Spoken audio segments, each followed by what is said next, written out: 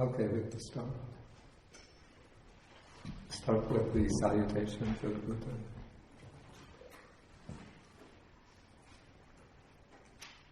Namo tassa bhagavato arahato sama sambuddhassa. Namo tassa bhagavato arahato sama sambuddhassa. Namo tassa bhagavato arahato sama sambuddhassa.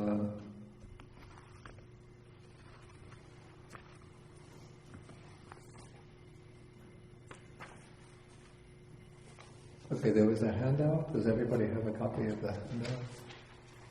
You have some extra copies if anybody else has.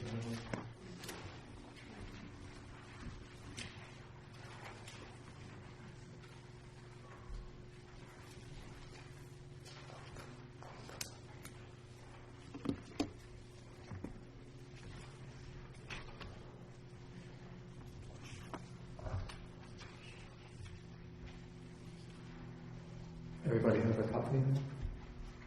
Yeah. This was quite a week this past week.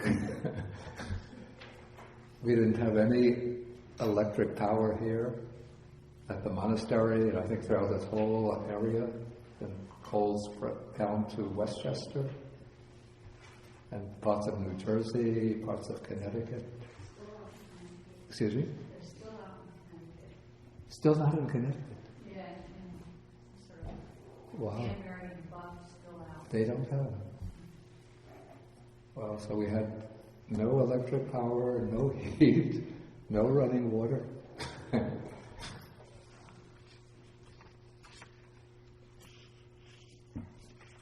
And made me think how difficult it must have been for people living in the pre-electrical age, without central heating, without hot water, not to speak of the absence of electrical power.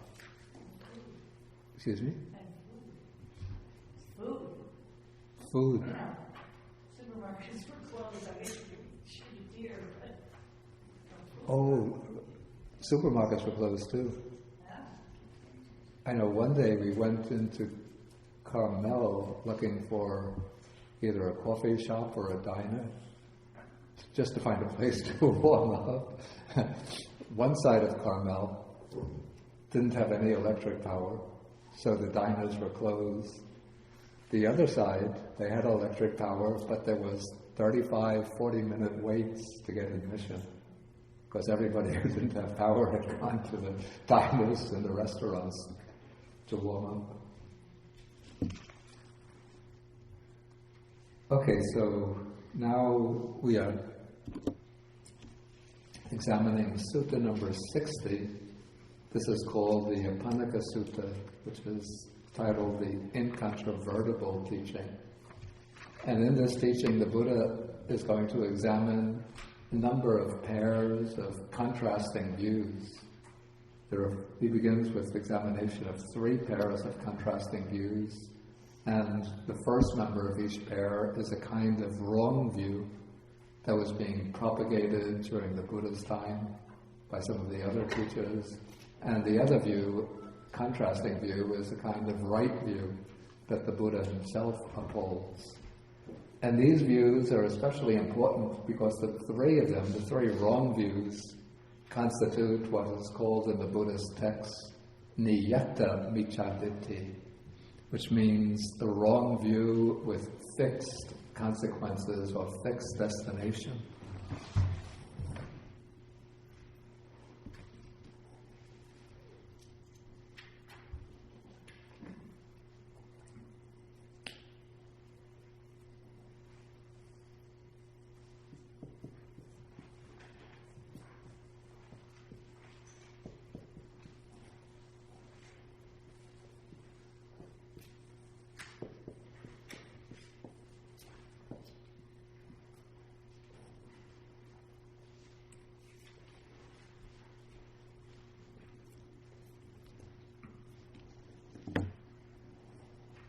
This is a kind of wrong view if it's adopted and strongly clung to and propagated to others.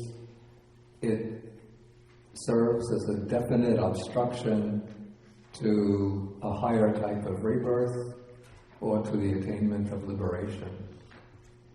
And in the last class we examined the first pair of opposing views.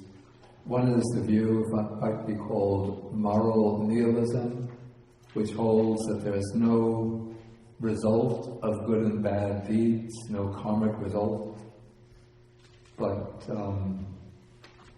basically a person consists of the physical body composed of the four material elements, and when the physical body dies, then the whole life process, the whole process of consciousness, conscious experience comes to an end, and all of that person's good and bad deeds just vanish into nothingness, and there are no consequences that come back to that person in any form.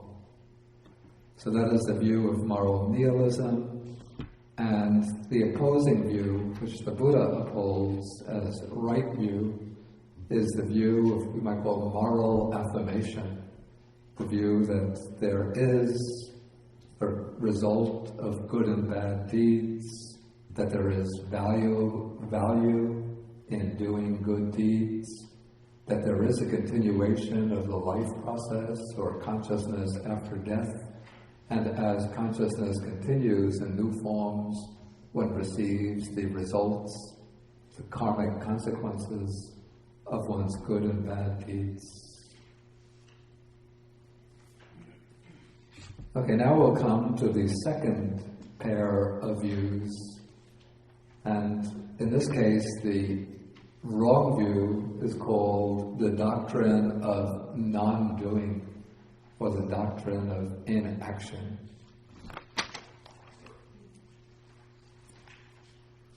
In Pali it's called Akiriyavada, and this we could sum up as the doctrine that moral distinctions are not real, that there's nothing morally reproachable in what we conventionally call bad actions, and that there's nothing worthy or meritorious in good actions. And here we have the view, the way it was propagated in the Buddha's time. Here I'm on page 510, paragraph 13. There are some recluses and Brahmins who hold the view that when one acts or makes others act, if one mutilates or makes others mutilate, if one tortures or makes others inflict torture, when one inflicts sorrow, oppresses others, intimidates others, kills living beings, takes what is not given, breaks into houses, plunders wealth, commits burglary, highway robbery, seduces another's wife, speaks falsehood. Doing all of those actions, one doesn't do anything evil. And so if one were to take a wheel with a razor, sharp tire, and go around and just reducing all living beings on this earth to just one heap of flesh, then one would not be doing any evil and there would be no results of this evil. And if one were to go along the south bank of the river Ganges, killing and slaughtering, mutilating and so on, because of this there would be no evil and no outcome of evil. And if one were to go on the other side of the river Ganges, making gifts, encouraging others to give, and so forth, because of this there would be no merit and no outcome of merit. By giving, by taming oneself, by restraint, by speaking truth, there is no merit and no outcome of merit. It sounds to me that today if anybody went around expounding a view like that, they would be locked up in prison or in an insane asylum. But somehow in the Buddha's time, at least according to the Buddhist text, this was one of the views that was propagated. I don't see how anybody who propagated a view like that could get any followers. But Apparently this was a view that was held by one of the respected teachers of the period, whose name was Purana Kassapa. Okay, the opposite view is the view which basically affirms the reality of ethical distinctions, that there is the doing of evil and the doing of good. So this view is expressed exactly as the opposite of the view of non-doing, that when one kills, mutilates, and so on, one commits evil, and if one practices giving, making offerings, speaking truth, taming oneself, restraining oneself, one acquires merit and the results of merit. Okay, so now having set up this opposition between the two views, the Buddha is going to explain to these householders who are not, they have to point out that these householders are not yet disciples of the Buddha. So they're confused about these opposing views.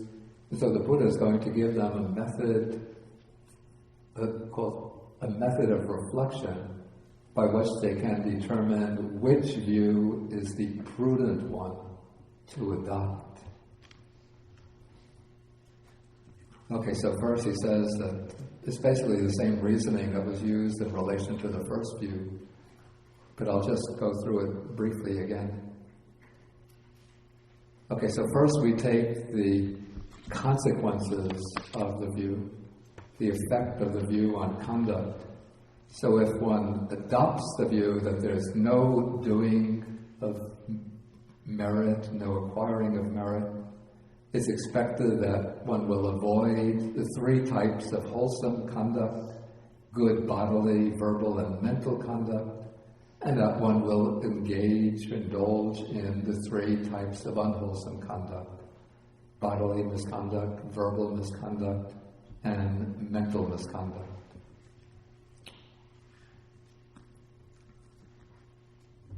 Okay, so this is the effect of the view on one's conduct. Then the next paragraph, the Buddha says that now he sort of lays it out straight, and he's not sort of hedging his bets, but he's going to tell his audience exactly what is wrong view and what is right view.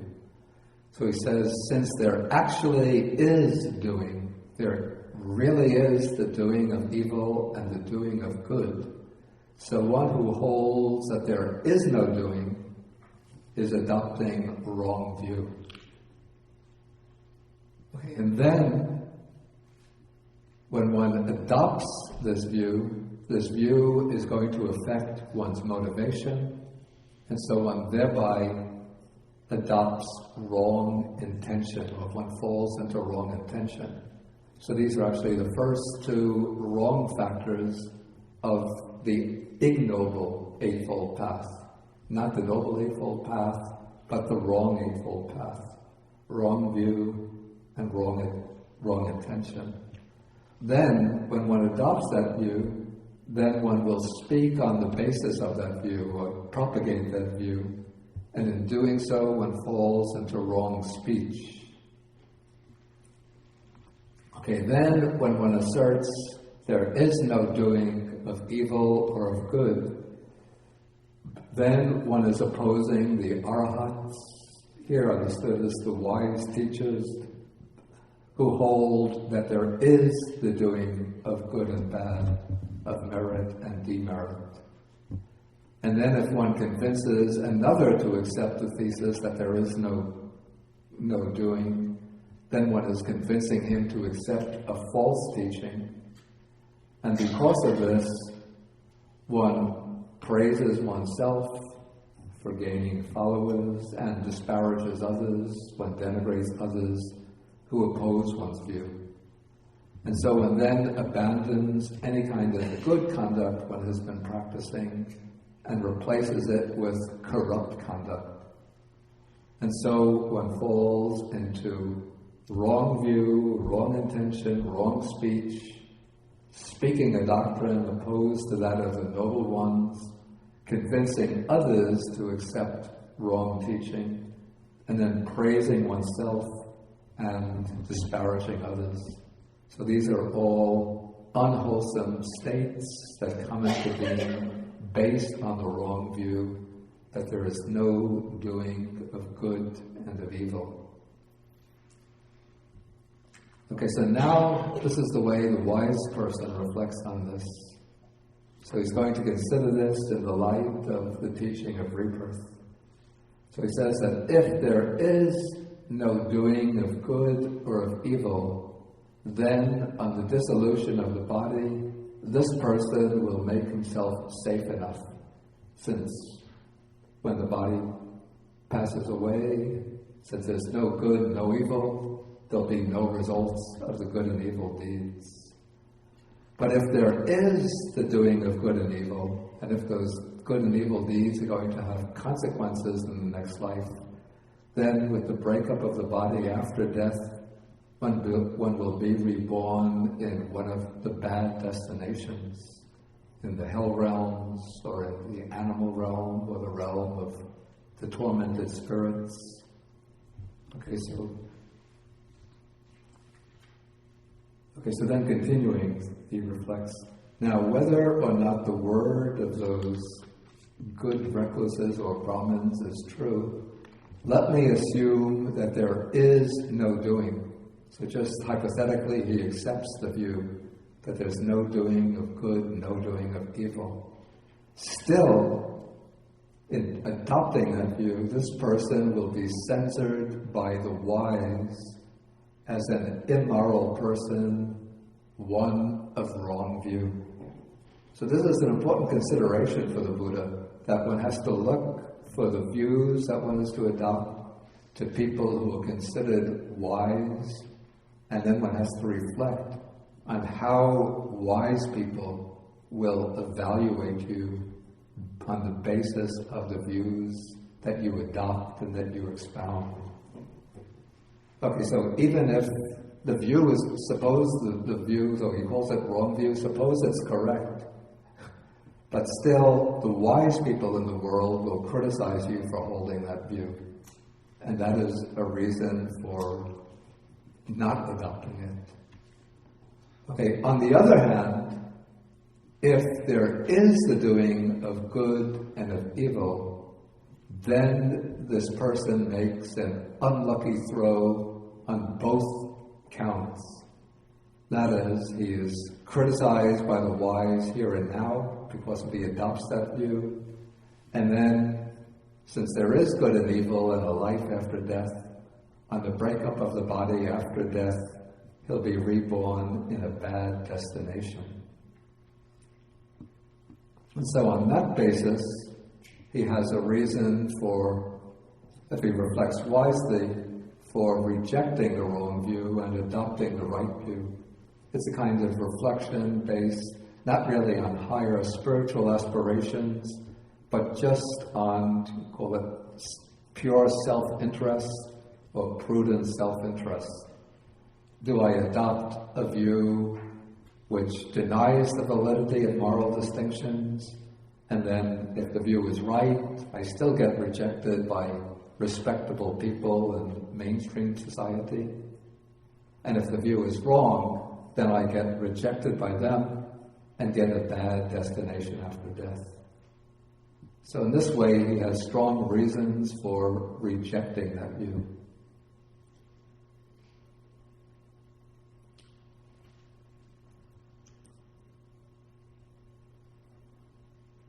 Okay, now the Buddha takes the flip side, the alternative, which is the view that there are distinctions between good and evil, that there is a distinction between merit and demerit.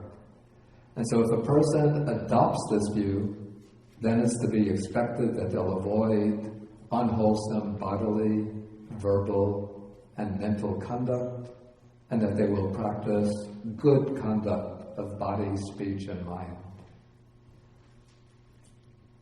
Then, since there actually is doing, one who holds the view that there is the doing of good and evil has right view.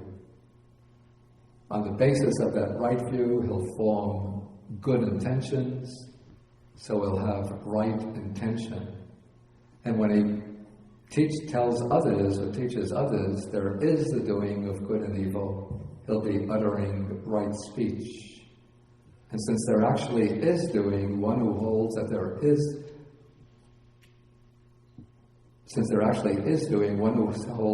is doing will not be opposing the arhats, who also teach that there is the doing of good and evil. And when he convinces another to accept that there is doing, then he's convincing the other to accept a good teaching or a true teaching. And he won't praise himself and disparage others. As I explained last time, I have a little caveat about that. Even if one convinces others to accept the true teaching, one could still praise oneself and disparage others.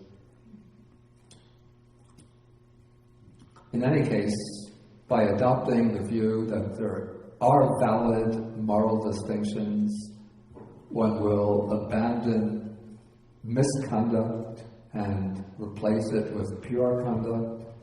And so one has right view, right intention, right speech, not opposing the noble ones, convincing others to accept true teaching, avoiding self-praise and disparaging of others. So these various wholesome qualities common to being based on this right view. Okay, then the wise person reflects on this, and he considers, okay, if there is the doing of good and evil, then on the dissolution of the body after death, this person will be reborn in a happy destination, even in the heavenly world. Okay, but let me assume that there is no doing. Still, this good person who holds that there is the doing of good and evil will be praised by the wise as a virtuous person, one with right view. And on the other hand, if there is doing, the doing of good and evil, then this good person has made a lucky throw on both counts. That is, by holding that there is the doing of good and evil, he is in this world, he's praised and admired by the wise, and then after death, since he holds right view, has right intentions and so on, he'll be almost certain to achieve a favorable rebirth.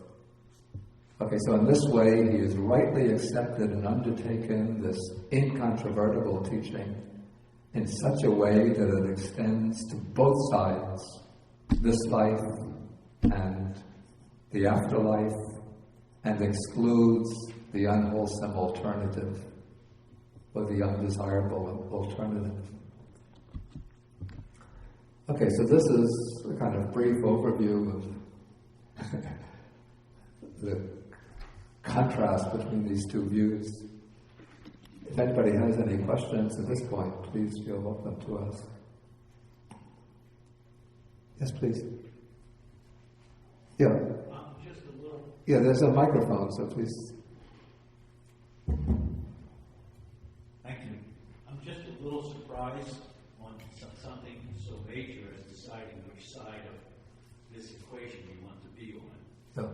That it's the fulcrum point is an unlucky throw. That expression. Yeah. And that it's all in the shooting of dice, of making the decision, kind of.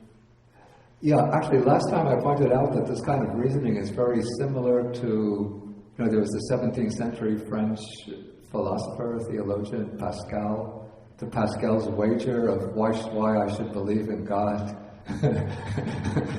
It's not out of love of God or admiration for the, beauties of, say, the Sermon of the Mount, or out of the hope of, well, there is the hope of the afterlife, but out of, an impartial love of the divine splendor. But one reflects that if, or at least Pascal reflected, if I reject the belief in God, and there is a God, then I will spend eternity in hell.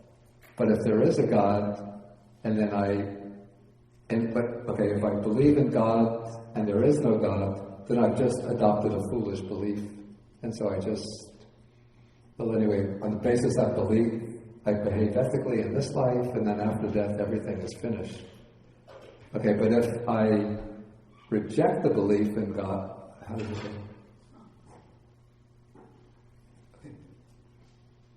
If I believe in God, okay, but if I reject the belief in God, if I believe, then the second part is, if I do believe in God, and there is a God, then I'll spend eternity in heaven. And so just sort of laying out the cost-benefit analysis. It's sort of wiser and more prudent to believe in God. That was Pascal's conclusion. So the Buddha is sort of laying out a similar line of argument. Yeah, Richard, you have... Two things. One, I think, I don't know, this doesn't work. Hello? I don't know. Anyway, it doesn't matter. Two things. One, I think that, is the throw a throw of a wager, or could it be the throw of divination? That is, of bones or something in order to foretell the future and see what's auspicious. Of what? So of divination. Yeah, divination rather than a wager to see whether the throw, like the fortune tellers will sometimes throw bones and so on, and you'll see bones. I see bones. Yeah, it was I believe a fairly common practice. And the other thing, I think it's actually a throw. I don't have the Pali text with me, but I think it's referring to the throw and dice. Okay. Like a gambler, yeah.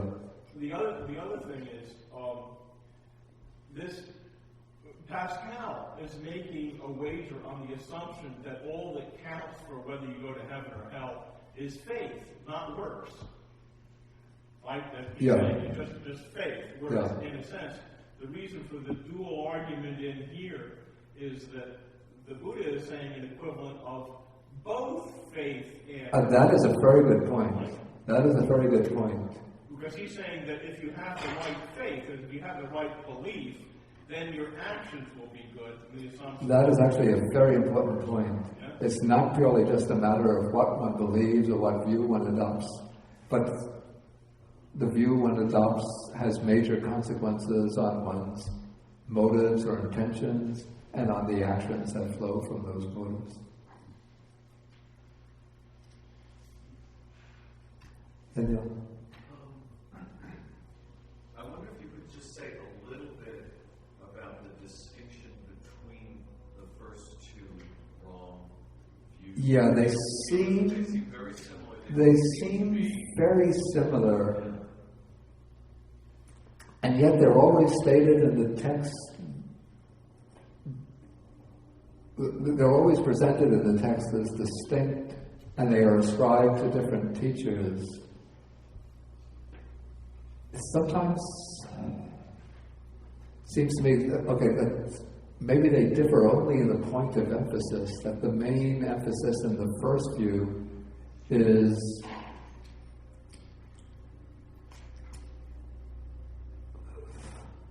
that there's no continuation of the life process or of consciousness after death. The view is stated more fully in Sutra 76.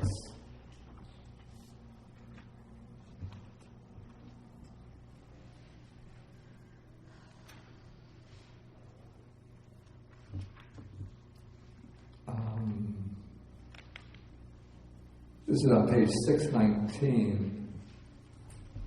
In paragraph 7, where it begins with the statement of the first view, that there is nothing given, nothing offered, no sacrifice, and so on. But then it continues, a person consists of the four great elements, the four material elements.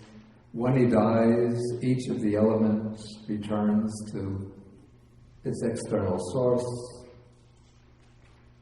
Four men carry away the corpse. Then funeral orations last as far as the charnel ground. Even when the worst rascal dies, everybody praises the good deeds that he did to humanity. He was even Richard Nixon was a man of integrity who strived to serve his country to the best of his ability. Okay, then the bones whiten, burnt offerings end with ashes. So giving is a doctrine of fools and so on. Then the last sentence is the key point. Fools and the wise are alike cut off and annihilated with the breakup of the body, and after death they do not exist. So that is the main, you say, the thrust of the first view. The second view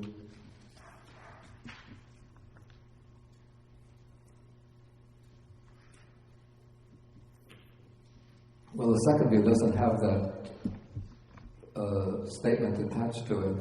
So this view seems to be, the point of emphasis is not that there's no continuity, so much that there's no continuity beyond death, but that there's no real validity to moral distinctions, that they're just maybe purely conventional, just a matter of, maybe this is almost like a moral relativism, that different people have different views about what's good and bad, but there's no objective validity to these different opinions. So it's really more focused on this life. It doesn't matter what you do in this life. It isn't really. It seems so. Really looking at consequences It seems so, but there is the way the person who's reflecting on it pulls out, develops his moral reflections. It seems also that it can have implications for the next life. But we never, at least in the text, I haven't seen this view connected with a specific statement about whether there is an afterlife or not.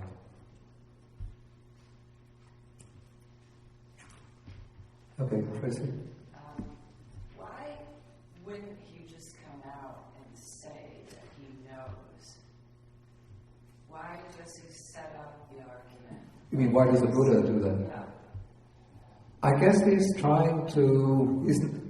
not trying to impose his authority on the people who are listening to him. Because these people at the point where the discourse begins, they're not his followers. So he's not saying, you've taken refuge in me, I'm the Buddha, I'm the one who knows and sees. But probably different teachers came to passing through this village and gave discourses. And so these people would have been exposed to different teachings, and they don't know which to accept. And so the Buddha is just trying to lay down lines of reflection that they can use to decide what kind of views to accept and what to reject, without basing the views on his own authority as an enlightened one. Okay, Richard. Yeah, is there a reason that this isn't in the Digha Nikāya? Because the Digha Nikāya generally has dialogues with non-Buddhists. Yeah. And this is kind of odd in the Majjhima Nikāya, isn't it? The principle for, at least the theory, the principle for distinguishing texts between the Digha and the Majjhima is length. Yeah. So apparently this seems pretty long to me. It's long. And I guess that to some extent decisions are a bit arbitrary. It could be in some of the other early schools, I'm not sure about this, this could have wound up in the Digha Nikāya, or their counterpart of the Digha Nikāya. I'm not sure.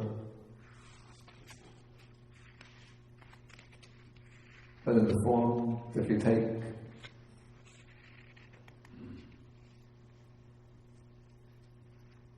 suttas in the Digha Nikāya in the form that they've come down to us with elisions of repetitive passages, some of them are shorter than this discourse. So I don't have a definite answer. Yeah, indeed. I fear to ask the question. Never fear. I fear. I got 2 questions. Well, first question is, am I right in my understanding that even if you behave beautifully Yeah. in this life, but you don't believe Yeah. in heaven and hell, Yeah. that it's not going to end well. You know, this is a point, I brought this up the last time. It's an important point.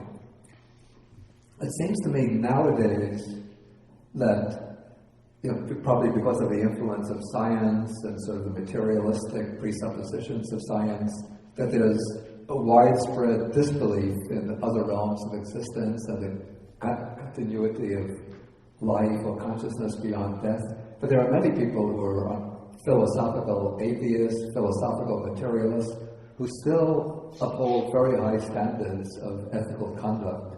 And so my assumption is that even if one disbelieves in any kind of afterlife, but if one does uphold high ethical standards and acts in accordance with them, when things are over in this life, one is going to come into a favorable or happy state of rebirth.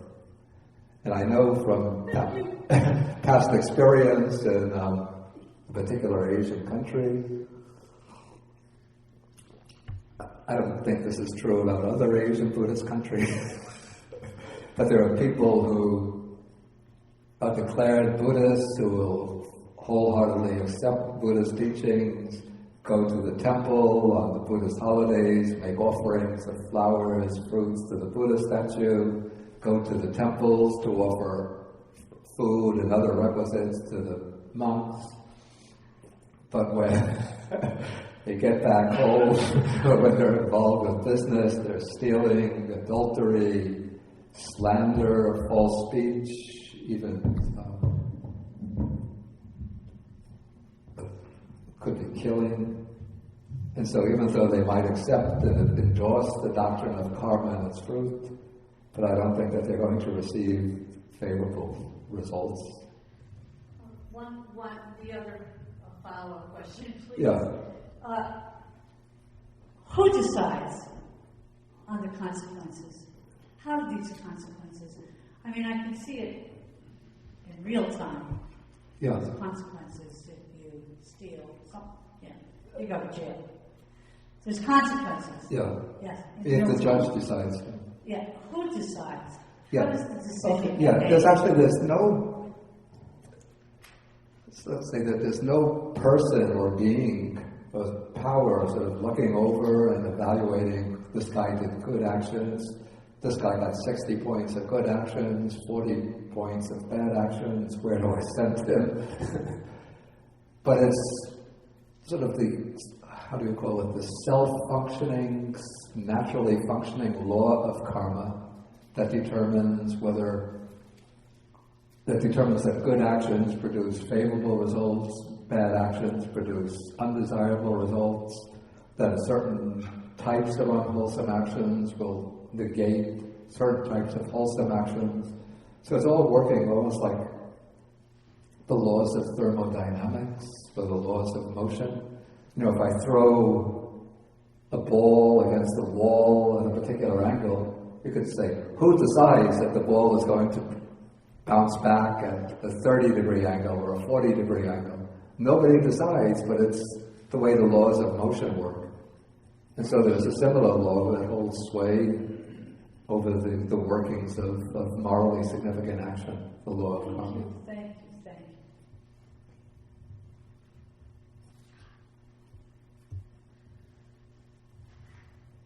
Okay, any further questions?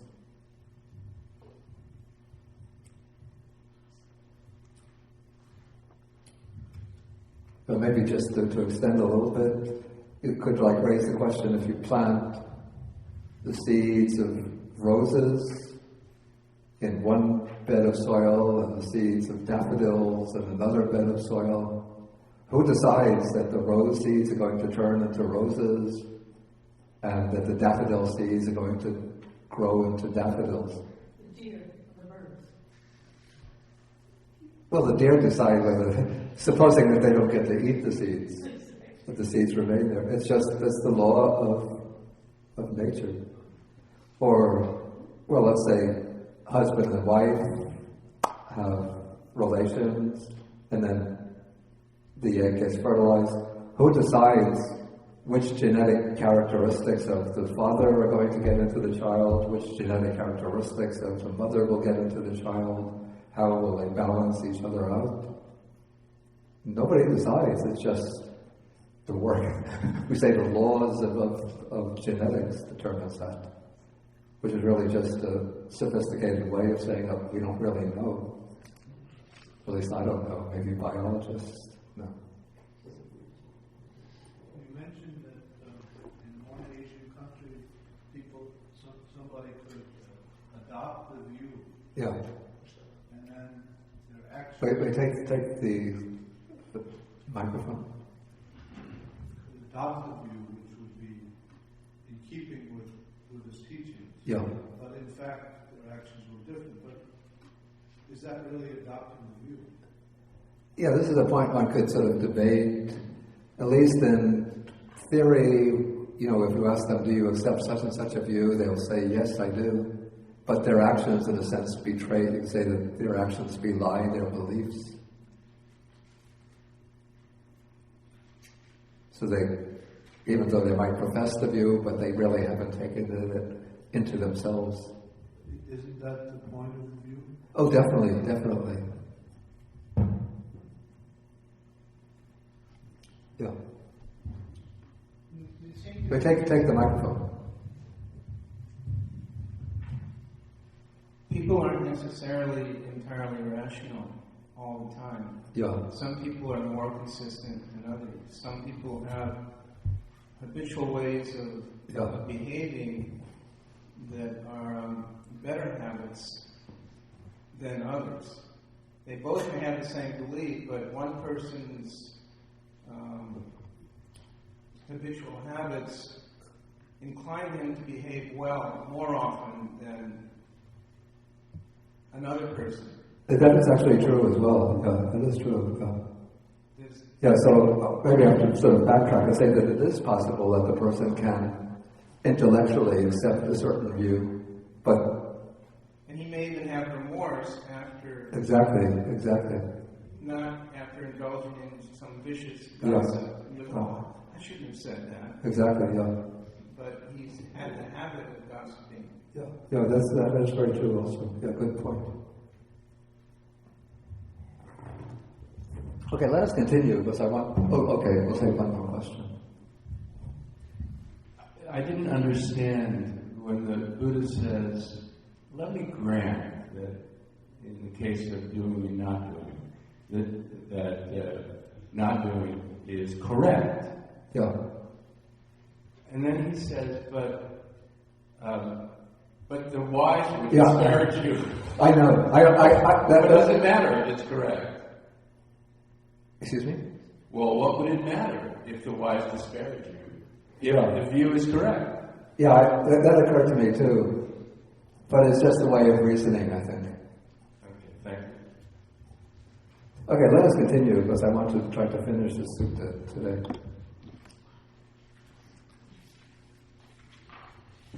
Okay, now we come to the third pair of wrong and right views. And this was a view which was, at least the wrong view, which was widely expounded by one of the Buddha's adversaries, whose name was Makkhali Gosala.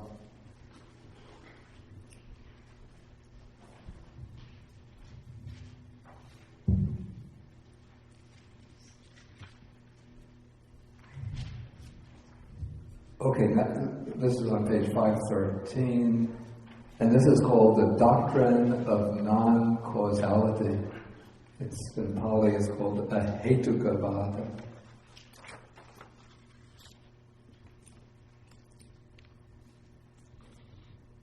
Okay, and this is also known as, the way Makkhali Gosala expounded it, Niyativada, the doctrine of predestination or predetermination.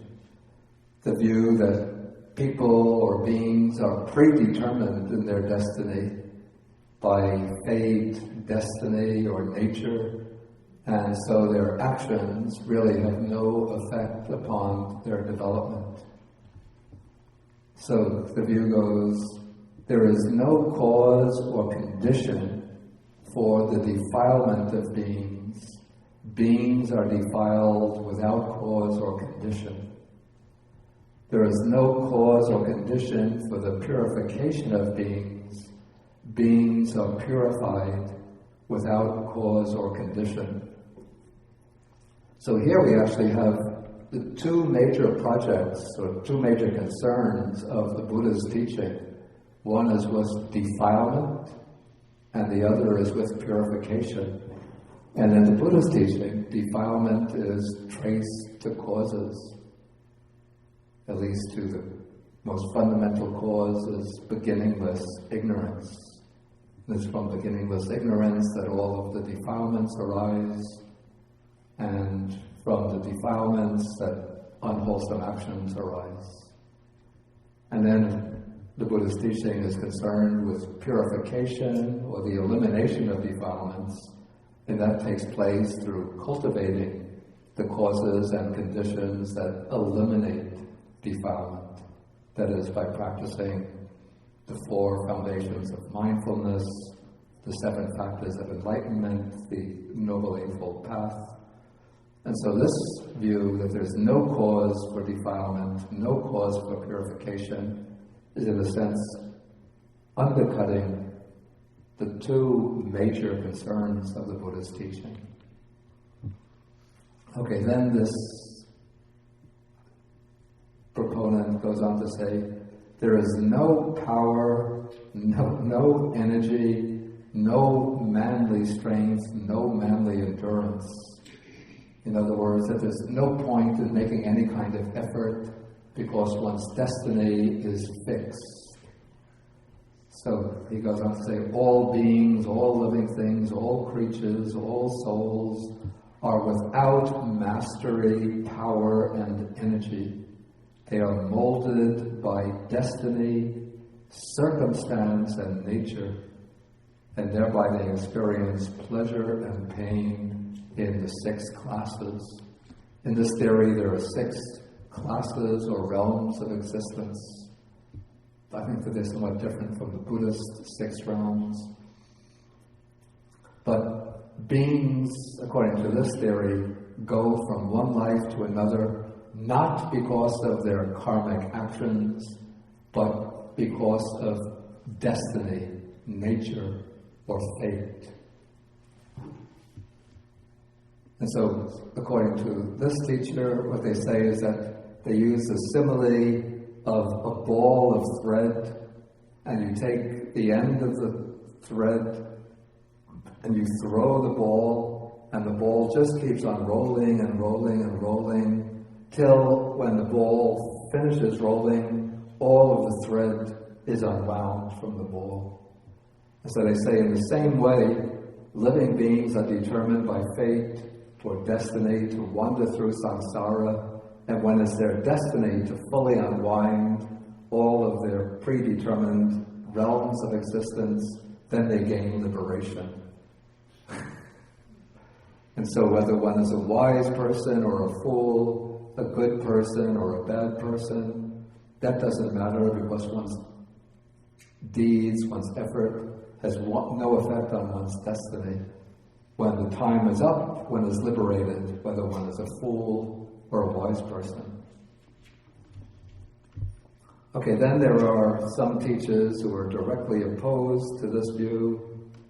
These are like the Buddha, who say there is a cause for the defilement of beings, there's a cause for the purification of beings, there is power, energy, manly strength, manly endurance, and it is not the case that all beings and so on are without mastery, power, and energy, that they're molded by destiny, circumstance, and nature, and thereby experience pleasure and pain in the 6 classes. Okay, those are the two opposing views. Then the reasoning, it's exactly the same as in the previous type of reasoning, so we don't have to go through all of the steps.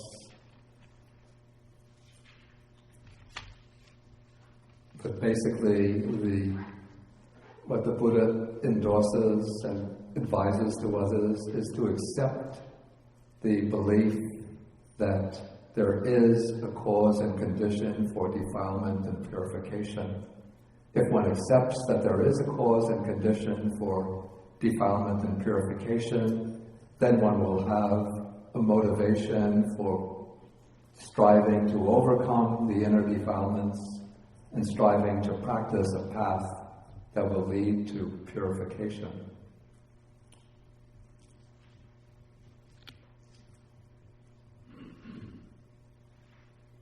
Okay, any questions about this view?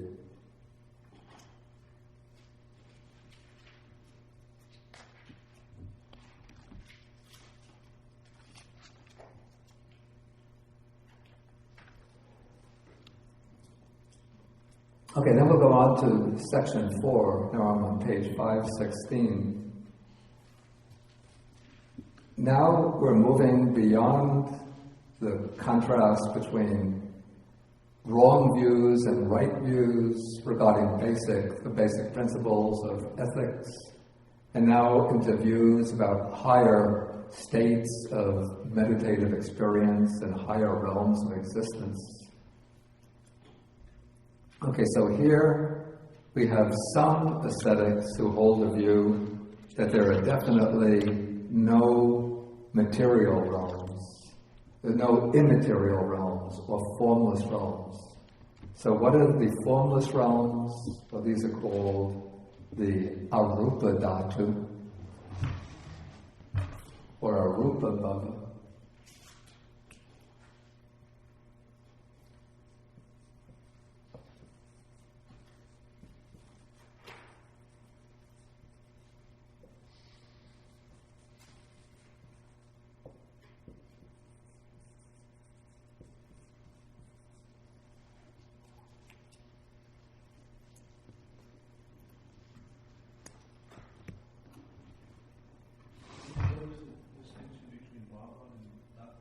Really, here they are almost identical.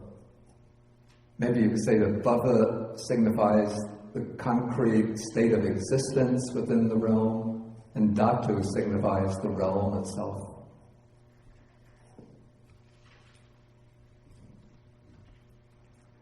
Okay, now, according to Buddhist cosmology, the universe of sentient beings is divided into 3 tiers or 3 levels. One is the level which we call the desire realm or sensuous realm, in which what predominates is sensual desire. So the human existence belongs to the sensuous or desire realm, along with the animal realm, the realm of the hell realms, the realm of afflicted spirits, and then above the human realm there are 6 heavenly realms in which sensual desire is still present. Above the desire realm there is another realm called the form realm, in which there's still material form, still substance or matter, but sensual desire has been attenuated. So the beings in the form realm enjoy very deep states of meditative bliss, but they still have physical bodies and can interact with one another. Above the form realm is the formless realm. And in the formless realm, there's no substance or matter at all.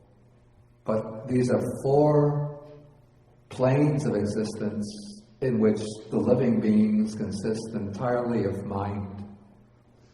All their experience is purely mental experience. There's no perceptions of matter, no physical bodies, no perceptions of matter. And these form realms are the realm of the infinity of space, the plane of the infinity of space, the plane of the infinity of consciousness, the plane of nothingness, and the plane of neither perception nor non-perception. Don't ask me to describe what life is like there. Yeah. Those sound Exactly. But can one in the desire realm achieve those? One can achieve those meditative states in the desire realm. Now, the point is that all the realms or planes of existence, or all realms of existence, are in a sense the manifestations or consequences of the karmic activities of living beings. So we ourselves have done in the past karmic activities which have led us, directed us into the human realm, into the human existence, into the desire realm. But in the human realm, we're capable of creating karma that can lead to any of the other states of existence. So in the human realm, we can create the karma that will lead to be engaged in really bad, heavy, unwholesome actions. Then we create the karma that could lead to the hell realms. Or we could create, by practicing generosity, helpfulness, good, virtuous conduct, we could create the karma that will lead to the sense sphere heavens. But then, by developing higher meditative states, what's called the jhanas, the meditative absorptions, that is generating the karma that leads to rebirth into the form realm. And then beyond the 4 jhanas, there are 4 other meditative attainments called the formless or immaterial attainments. And attaining those meditative states and gaining mastery of them creates the karmic disposition for rebirth into the formless realms.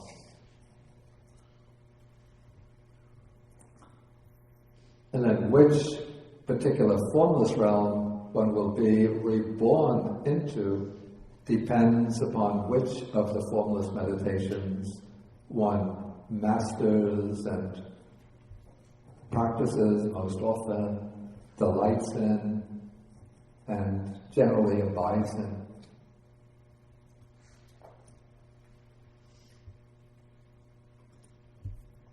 Okay, and these various meditative states were apparently known to yogis and contemplatives in the Buddha's time, even before the Buddha appeared on the scene and started teaching. Probably you've all gone through the Sutta, the story about the Buddha's quest for enlightenment, when he trained before his enlightenment, he trained under 2 of the famous meditation masters of his period, and one of them, the first one that he went to, led him to master the attainment of nothingness, the 3rd formless attainment. And then the other teacher that he went to, the second one, led him to master the 4th formless meditation, the base of neither perception nor non-perception. And yet the Buddha wasn't satisfied with those attainments because he saw that they were just conditioned meditative states of samadhi, which would lead back to the realms, which would keep him within the cycle of birth and death. And he was seeking liberation from the complete cycle. And so for this reason, the Buddha left his meditation teachers and went off to discover his own path to enlightenment.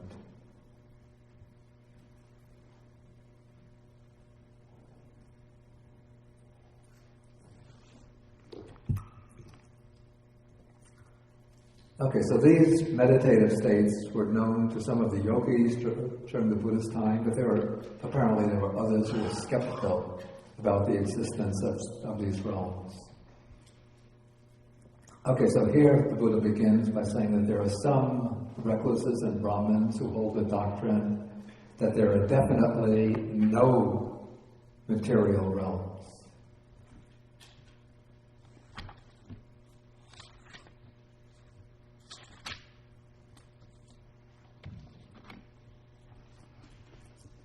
And then there are some teachers who are opposed to them and say there definitely are these formless or immaterial realms. Okay, so these are the 2 opposed doctrines, and then this is how the wise man reflects Okay, first he considers that there are some teachers who say that there are definitely no immaterial realms, but that has not been seen by me.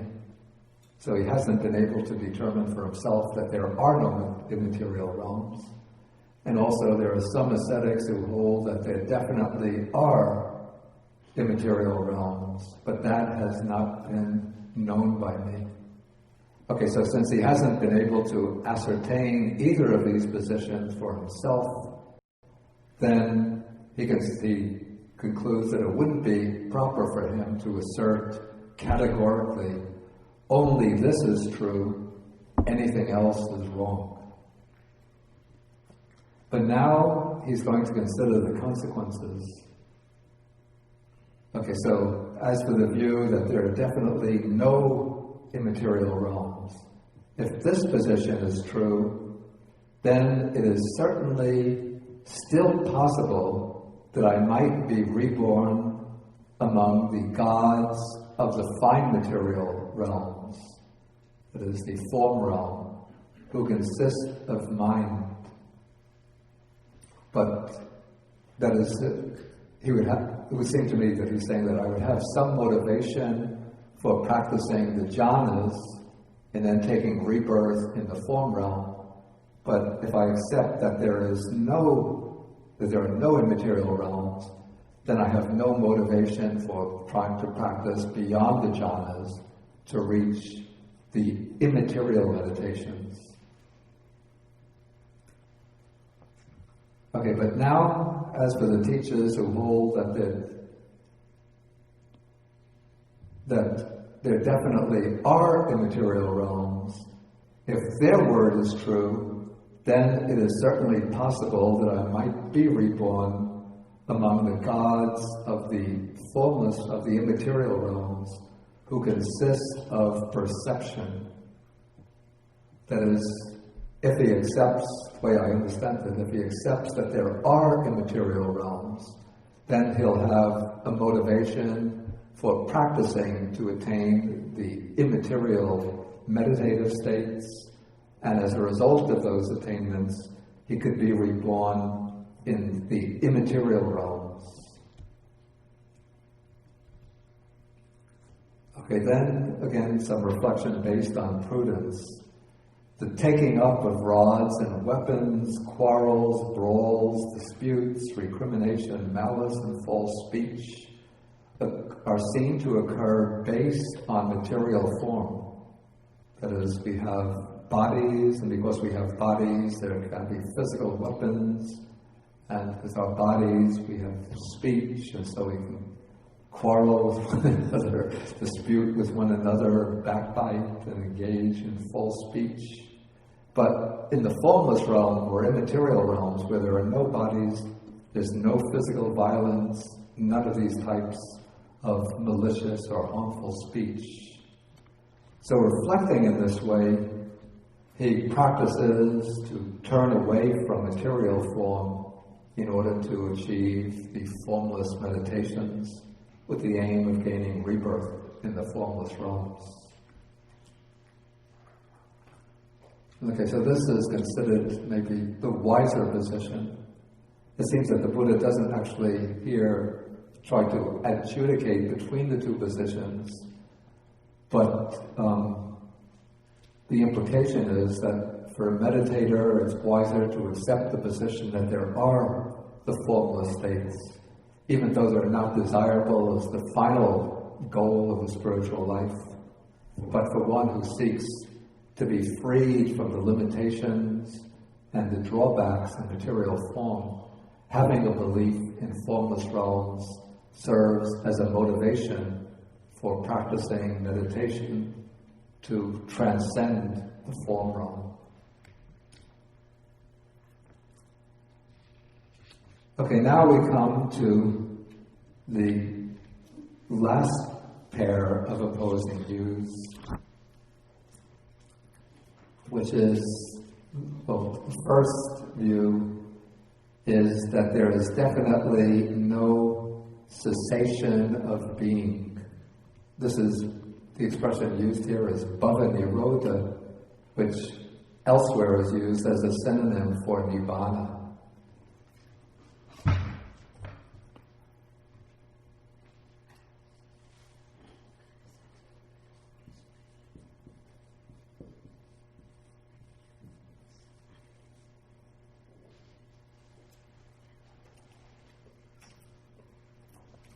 I actually don't particularly like the word being as a translation for bhava.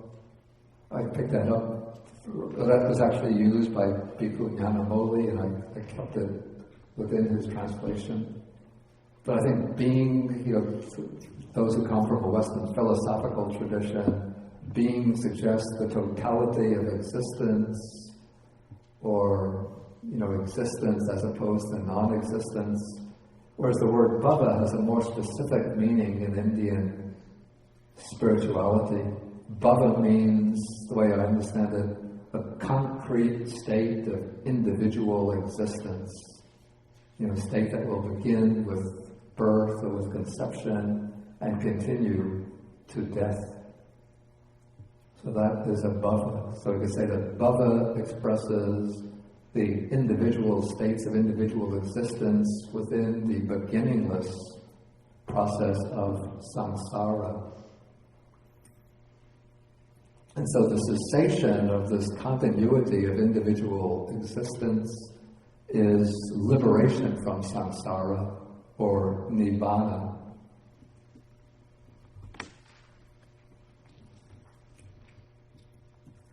Okay. So that is the view of some ascetics who seem to be holding that there's no liberation from samsara, or maybe they hold that since a person completely expires with death, that there's no need to seek any kind of spiritual liberation from samsara.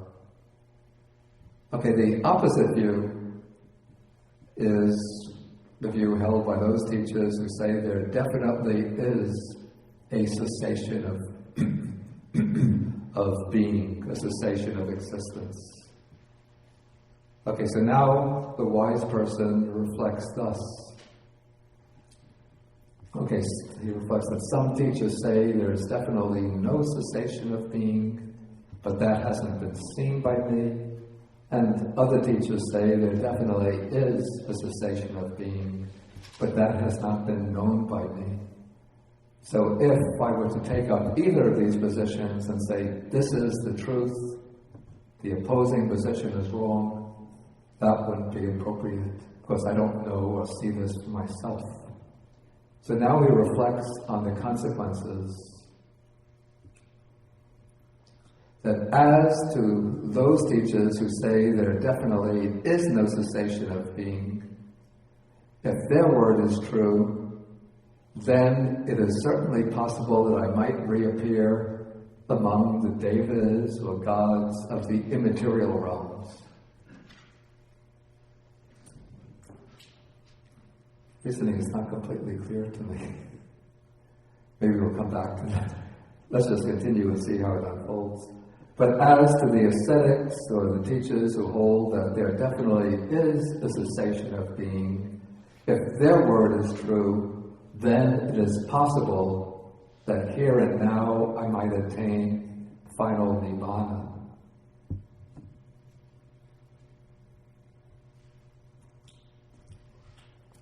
I think now, let's continue. Okay, then he considers the view of those teachers who hold that there definitely is no cessation of being is close to lust, close to bondage, close to delighting, close to holding, close to clinging. But the view of those teachers who hold that there definitely is cessation of being or cessation of existence is close to non-lust, non-bondage, non-delighting, non-holding, non-clinging. And so reflecting thus, he practices the way to disenchantment with being or with states of existence, to the fading away and cessation of being or of concrete existence.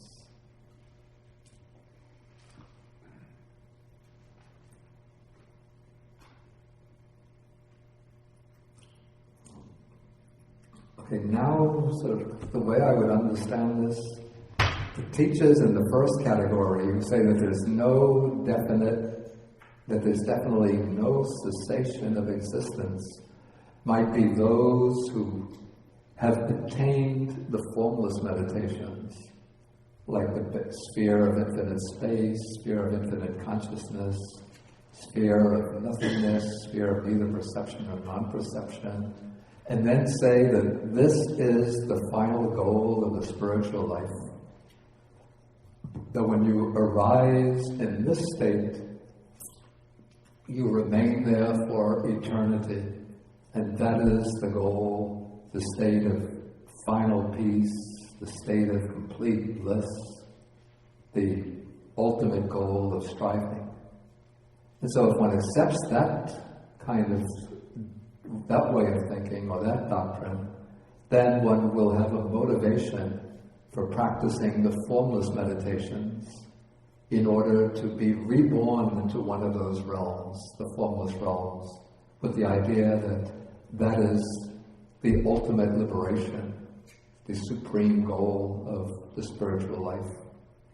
This basically was the position of many of the thinkers in the fold of Brahmanism. Like if you look in the Upanishads, the descriptions of the state of Brahman as the infinite, the all-embracing, the all-inclusive, the boundless, the immeasurable, all seem very close to descriptions of the formless meditations in Buddhism. Okay, but so if one denies the cessation of existence, but one takes that state of infinite consciousness or nothingness to be the final goal, then one will be inspired to attain that. But the Buddha says, on reflection, one sees that underlying that view and that aspiration, there is a subtle kind of lust or clinging, a subtle craving, a kind of delight and bondage. But the alternative view, the view that there is a cessation, a complete cessation of conditioned existence, in other words, that there is a state of nibbana, a state of complete liberation. That view, if one accepts that view, then one will have a motivation for practicing the path that leads to liberation. So one considers that the view that there is definitely cessation of existence is sort of pointing in the direction of the absence of lust, the absence of craving, the absence of delight, the absence of clinging. And so based on that reflection, then one will practice the way to disenchantment, to dispassion, and to the cessation of conditioned existence. Okay, maybe any questions on this passage?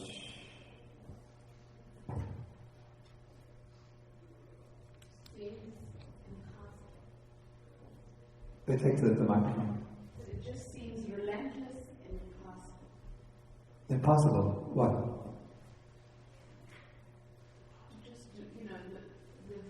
When I hear this or when I read this, knowing that I'm at the bottom end of the spectrum. Put the microphone. Knowing that I'm at the bottom end of the spectrum, it just seems so colossal. No, you should never think in that way, but always think that. And it seems endless because we're so, there's so many things that it's not just the attachment to life, it's also incredible discipline. Incredible. Discipline. I think it's always good to think just in terms of taking little steps and progressing bit by bit. But that's why it seems that it's colossal. Yeah, but I don't think... if one looks from the foothills up at a mountain, one thinks, I can never climb that mountain. But if one just doesn't look at the top, but just starts walking up, supplied with all the provisions one needs, and just goes at one's own natural pace, eventually one will get to the top. That's the assurance in Buddhism.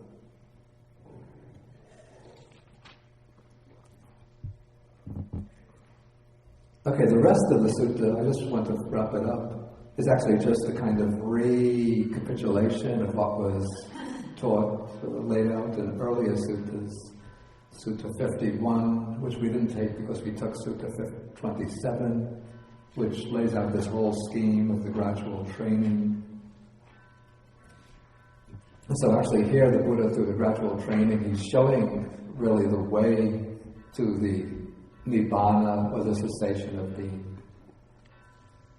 And he concludes in paragraph 40 to 55 with the liberated one who can declare birth is destroyed, the holy life has been lived, what had to be done has been done, there is no more coming back to any state of being. And when the Buddha describes that person, then the Brahmin householders of Sala say, magnificent Master Gautama, magnificent Master Gautama. Then they go for refuge to the Buddha, Dharma, Sangha, and they become lay disciples who have gone for refuge for life. Okay, we'll have to stop here, and then we'll break for the lunch. And then after lunch, then we can come back, maybe about 12, 12:10, and then we can have discussion of any questions that remain. Okay, and if you can't come back, next week we'll have the class, and next week we'll take a rather short but quite important sutta that merits a fair amount of thought. This is the shorter discourse of advice to Rahula, Sutta number 61 of the Majjhima Nikāya. Okay, so let us end with the sharing of the merits.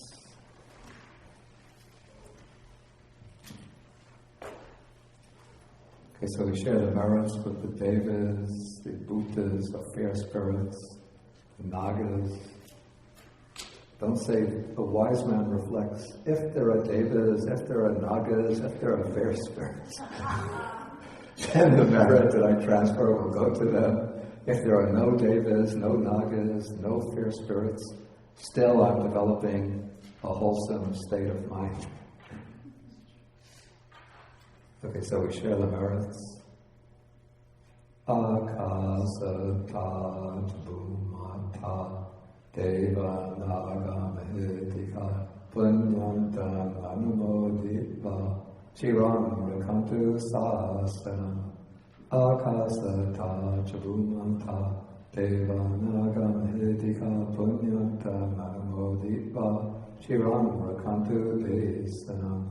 Akasata bhumata deva naga mahitika punyantam anumoditva chiram rakantu mam param.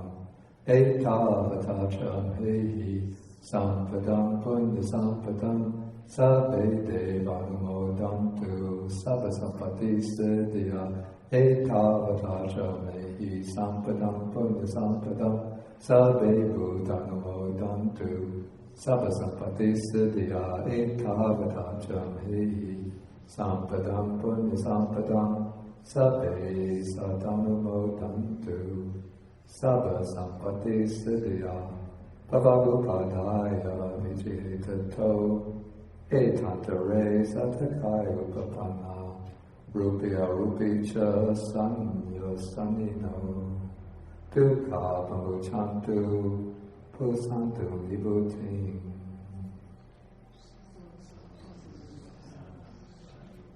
Okay, then we stand.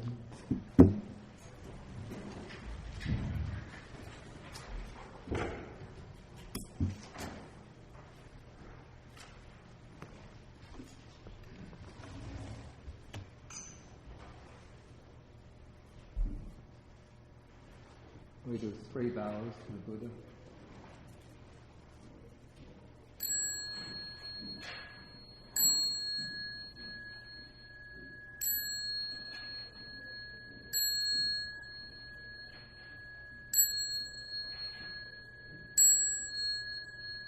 Quite abundant.